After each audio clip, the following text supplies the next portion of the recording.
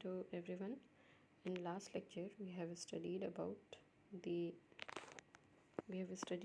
ruling minimum radius, right? The design of super elevation and the ruling minimum radius has been done. So in today's lecture we are going to study about the extra widening of the road.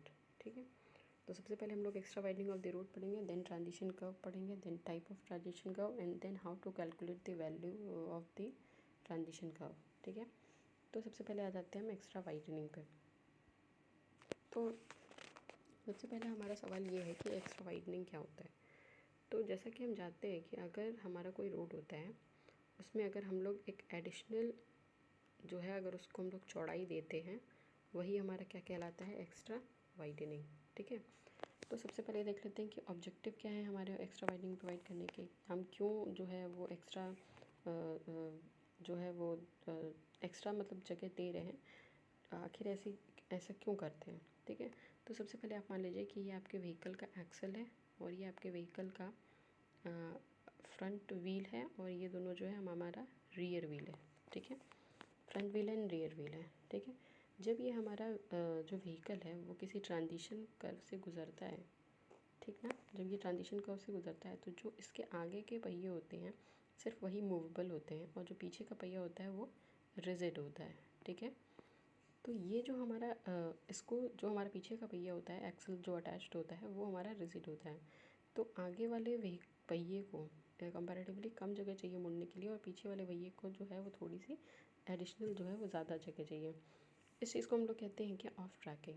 ठीक है, तो ये जो हमारा wheel का जो rigidity है उस ऑफ ट्रैकिंग को अवॉइड करने के लिए हम लोग क्या करते हैं, एक्स्ट्रा वाइडनिंग प्रोवाइड करते हैं. ठीक है, अच्छा, उसके बाद दूसरा हमारा कारण है देने का एक्स्ट्रा वाइडनिंग कि हम लोग जो ट्रांसवर्स स्कीडिंग होती है व्हीकल में उसको काउंटर एक्ट करने के लिए, जो स्कीडिंग है उस स्कीडिंग को काउंटर एक्ट करने के लिए हम लोग क्या करते हैं, एक्स्ट्रा वाइडनिंग प्रोवाइड करते हैं. ठीक है, अच्छा, उसके बाद से क्योंकि वाइडनिंग हम देते हैं तो जो विजिबिलिटी होती है हमारी कर्व की, वो विजिबिलिटी को बढ़ाने के लिए हम लोग वाइडनिंग जो है वो प्रोवाइड करते हैं.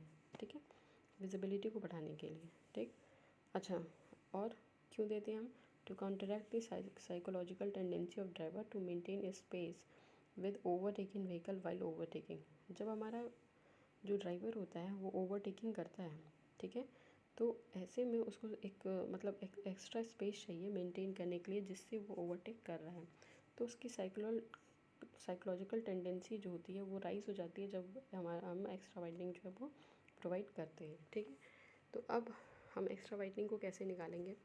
तो एक्स्ट्रा वाइडनिंग को निकालने के लिए एक्स्ट्रा वाइडनिंग तो हम लोग विड्थ ऑफ द पेमेंट को W से डिनोट करते हैं और एक्स्ट्रा वाइडनिंग निकालने के लिए WE से डिनोट करते हैं. ठीक है, तो ये जो होती है हमारी क्या कहलाती है, mechanical widening plus psychological widening.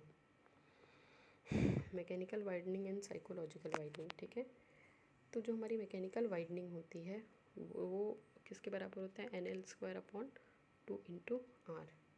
इसके बराबर होता है हमारा मैकेनिकल वाइडनिंग. साइकोलॉजिकल वाइडनिंग किसके बराबर होती है, V/9.5 √R के बराबर होती है हमारी साइकोलॉजिकल वाइडनिंग. ठीक है, जहाँ पे V जो है वो हमारा किस में है, kmph में है, R जो है वो किस में है, मीटर में है.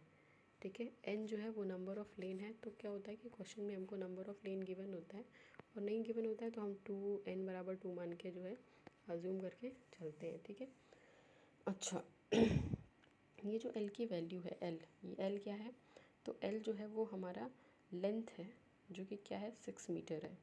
ठीक है, L is length which is 6 meter, length of the wheel base. ठीक है, तो ये हमारा फॉर्मूला हो जाता है एक्स्ट्रा वाइडनिंग का. Mechanical widening plus psychological widening. Mechanical widening होता है हमारा NL²/2 और साइकोलॉजिकल वाइडनिंग होता है V/9.5 √R, where N is number of lane, L is length of wheel base, V is speed in kmph and R is radius of curve.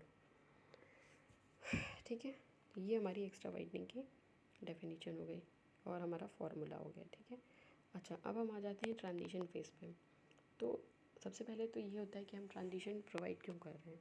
तो जब हमारे दो अलग अलग फेजेस होते हैं, जैसे हमारा ये स्ट्रेट रोड है, ये सर्कुलर रोड है, ठीक है, और फिर ये हमारा स्ट्रेट रोड है, तो एक फेज से, मतलब ये स्ट्रेट से जब हम सर्कुलर में जाते हैं तो एक फेज से दूसरे फेज में ट्रांसफ़र होते हैं, ठीक है।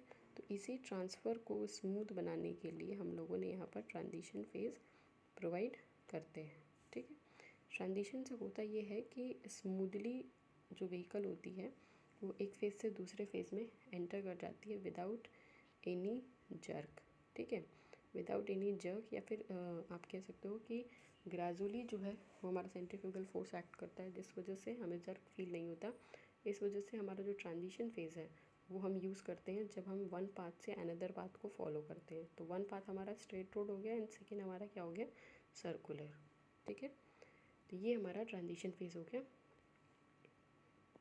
ये हमारा हो गया ट्रांजिशन फेज़, ये हो गया हमारा स्ट्रेट, ये हो गया हमारा सर्कुलर।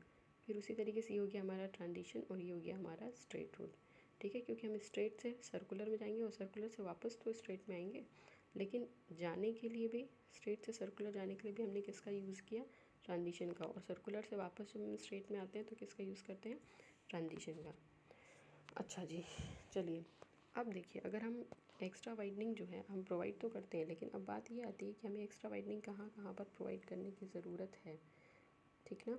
तो सबसे पहले अगर आर की वैल्यू जो है वो 300 मीटर से ज़्यादा है, ठीक। If R is greater than 300, मतलब 300 मीटर से अगर ज़्यादा हमें आर की वैल्यू क्वेश्चन में दी हुई है तो वहाँ पर हमें एक्स्ट्रा वाइडनिंग प्रोवाइड करने की ज़रूरत नहीं है, ठीक।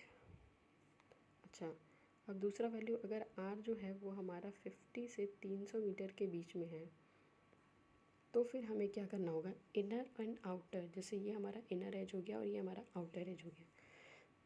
तो हम क्या करेंगे, इनर पे भी हम ट्रांजिशन फेज देंगे, एक्स्ट्रा वाइडनिंग देंगे, और आउटर पे भी एक्स्ट्रा वाइडनिंग देंगे अगर हमारा आर का वैल्यू जो है वो 50 से 300 के बीच में लाई करता है, ठीक है।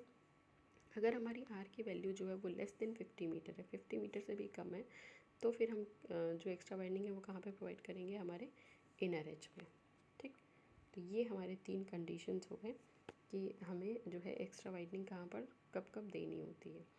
अच्छा, दूसरी बात देखिए, जो हमारा एक्स्ट्रा वाइडनिंग इंट्रोड्यूस होता है वो यहाँ ट्रांजिशन से इंट्रोड्यूस होना शुरू हो जाता है, मैक्सिमम होता है हमारा सर्कुलर पे, और फिर वापस से हमारा मिनिमम हो जाता है ट्रांजिशन पे, और ये दोनों साइड की बात हो रही है, ठीक है।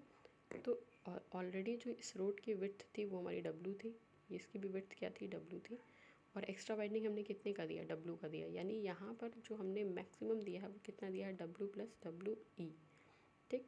ये तो हमारा टोटल हो गया। लेकिन अगर हम यही बात करें कि इनर एंड आउटर पे हम पर्टिकुलरली कितना दिए हैं, तो इनर पे हमने दिया है WE/2 एंड आउटर पे हमने दिया है WE/2, ठीक है। ये हो गई हमारी एक्स्ट्रा वाइडनिंग की बात। अच्छा, अब हम आ जाते हैं ट्रांजिशन कर्व पे। ट्रांजिशन कर्व पे तो ट्रांजिशन कर्व, जैसा कि हमने बताया था कि स्ट्रेट और सर्कुलर के बीच में हम लोग देते हैं सो दैट जो हमारा रेडियस है वो इन्फिनिटी से एक सर्टेन रेडियस आर का हो जाए, ठीक है। वो भी कैसे, ग्रेजुअली, ना कि सडन, ठीक। ये तो हमने ऑलरेडी देख रखा है। अच्छा, अब हमारा जो ट्रांजिशन कर्व होता है उन वो प्रोवाइड करने के क्या क्या ऑब्जेक्टिव होते हैं। तो सबसे पहले तो हम जो ट्रांजिशन कर्व प्रोवाइड करते हैं वो हम ये चाहते हैं कि जो सेंट्रीफ्यूगल फोर्स हमारा जो एक्ट कर रहा है बिटवीन स्ट्रेट एंड सर्कुलर, क्योंकि जब हम स्ट्रेट से सर्कुलर की तरफ जाएंगे तो हमारा सेंट्रीफ्यूगल फोर्स एक्ट करेगा, तो हम ये चाहते हैं कि वो ग्रेजुअली इंट्रोड्यूस हो, ठीक है। ग्रेजुअली इंट्रोड्यूस हो, ना कि सडन, ठीक है। तो ग्रेजुअली इंट्रोडक्शन के लिए हम ट्रांजिशन कर्व का यूज़ कर रहे हैं, ठीक है। दूसरा क्या है हमारा, जर्क को अवॉइड करना, ठीक है। ये तो बहुत बेसिक चीज़ है। थर्ड क्या है, to introduce super elevation and extra widening gradually from in straight line to circular curve. अच्छा, जो हम सर्कुलर कर्व पे एक्स्ट्रा वाइडनिंग दे रहे हैं, चाहे तो हम सुपर एलिवेशन दे रहे हैं, ये जो दोनों चीज़ें हम प्रोवाइड कर रहे हैं ये दोनों जो है हमारा ग्रेजुअली लगे, ठीक ना। तो इसलिए हम लोग क्या करते हैं, ट्रांजिशन कर्व का यूज़ करते हैं, ठीक। अच्छा, उसके बाद से to enable the driver turn the steering gradually for comfort and security. और जब हम ट्रांजिशन कर्व देते हैं, वाइडनिंग देते हैं, तो ऐसे में जो ड्राइवर होता है वो स्टीयरिंग को ग्रेजुअली, मतलब धीरे धीरे घुमाता है, कंफर्ट और सिक्योरिटी जो होती है वो ज़्यादा होती है। अच्छा, लास्ट बात ये होगी हमारी कि एस्थेटिक अपीयरेंस को बढ़ाने के लिए, तो सही बात है, एस्थेटिक अपीयरेंस भी हमारा जो है उससे अच्छा दिखेगा रोड, अगर हम ट्रांजिशन से होते हुए, मतलब स्ट्रेट से होते हुए ट्रांजिशन होते हुए सर्कुलर में जाएंगे तो, ठीक है।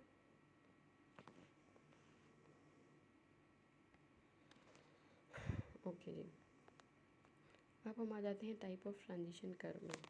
तो हमारे पास कितने टाइप के ट्रांजिशन कर्व हैं, तो ये हमने ऑलरेडी पहले भी डिस्कस किया हुआ है वीडियो में कि ट्रांजिशन कर्व जो होते हैं हमारे 3 तरीके के हैं।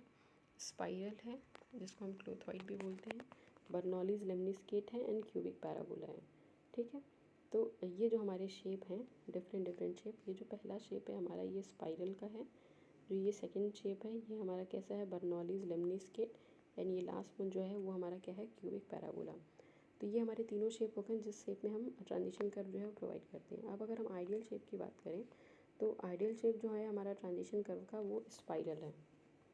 ठीक है, स्पाइरल या क्लोथॉइड जो है वो हमारा आइडियल शेप है। ठीक है, क्यों? क्योंकि इसमें जो rate of change of centrifugal acceleration होता है वो हमारा क्या होता है कांस्टेंट होता है। ठीक है, ये हमारा जो rate of change of centrifugal acceleration है वो क्या है कांस्टेंट है। तो इस वजह से जो आइडियल शेप होता है हमारा वो कौन सा होता है स्पाइरल या फिर क्लोथॉइड। ठीक, ओके, तो ये हो गई हमारे ट्रांजिशन कर्व की बात। और जो लेंथ ऑफ ट्रांजिशन कर्व हम निकालते हैं, तो लेंथ ऑफ ट्रांजिशन कर्व निकालने के लिए हम लोग क्या करते हैं कि सबसे पहले सेंट्रीफ्यूगल एक्सेलरेशन के बेसिस पे निकालते हैं। तो इस बेसिस पे फॉर्मूला हो जाता है हमारा L S is equal to V cube upon C into R. ठीक है, V cube upon C into R, where V is the velocity, C जो है हमारा कांस्टेंट है एंड आर जो है वो रेडियस है। तो वी जो होगा वो हमारा मीटर पर सेकंड में होगा। सी की जो वैल्यू है ये सी कैलकुलेट करने के लिए हम क्या करते हैं 80/75 प्लस वी, कि हम यहाँ से सी की वैल्यू निकालेंगे और ये वी जो है वो हम KMPH में रखेंगे तब हमें सी की वैल्यू फाइंड आउट हो जाएगी। ठीक है, ये सी की वैल्यू आ गई, आर की वैल्यू हमें क्वेश्चन में दिया रहेगा, वी की वैल्यू में दिया रहेगा। यहाँ से हम सेंट्रीफ्यूगल एक्सेलरेशन के बेसिस पे निकाल लेते हैं क्या लेंथ ऑफ ट्रांजिशन कर्व। ठीक ना, चलिए लेंथ ऑफ ट्रांजिशन कर्व हमने निकाल लिया। अब दूसरा हमारा कौन सा केस है, तो दूसरा केस है हमारा based on the rate of change of super elevation के चेंज के बेसिस पे। तो सबसे पहले तो इसमें दो केसेस बनते हैं, ये दोनों केस हम लोग पहले भी पढ़ चुके हैं कि अगर हम पेमेंट को रोटेट करें इनर एज के अबाउट और अगर हम पेमेंट को रोटेट करें सेंटर के अबाउट, तो सिंपल हमारा फॉर्मूला है L S is equal to E into N W plus W E. ये फार्मूला तब है जब pavement is rotated about inner edge है। ठीक है, और इसी को हम क्या करेंगे 2 से डिवाइड कर देंगे अगर पेमेंट जो है वो हमारा सेंटर से रोटेट करेगा तो।